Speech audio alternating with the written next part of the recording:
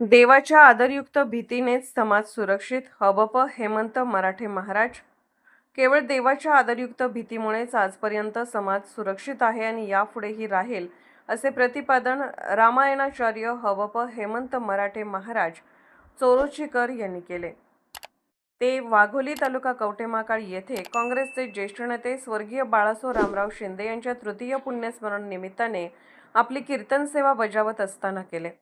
यावेळी पुढे बोलताना ते म्हणाले की देवाला शरण जाण्याचे अनेक मार्ग आहेत. त्यामुळे प्रत्येकाने कोणत्या ना कोणत्या मार्गाने आपला भक्तिभाव जपला पाहिजे. प्रारंभी प्रतिमा पूजनसह पूजा अर्चा करण्यात आली. तदनंतर कीर्तन सेवा होऊन फुले वाहण्यात आली.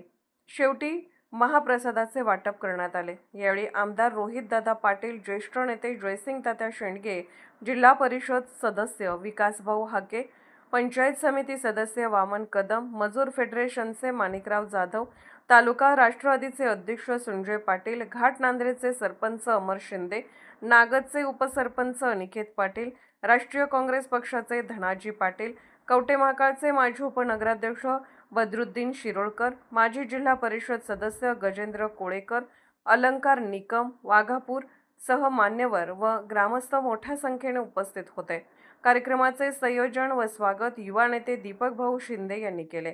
महाराष्ट्र वेद न्यूजसाठी जालिंदर शिंदे, घाटनांद्रे.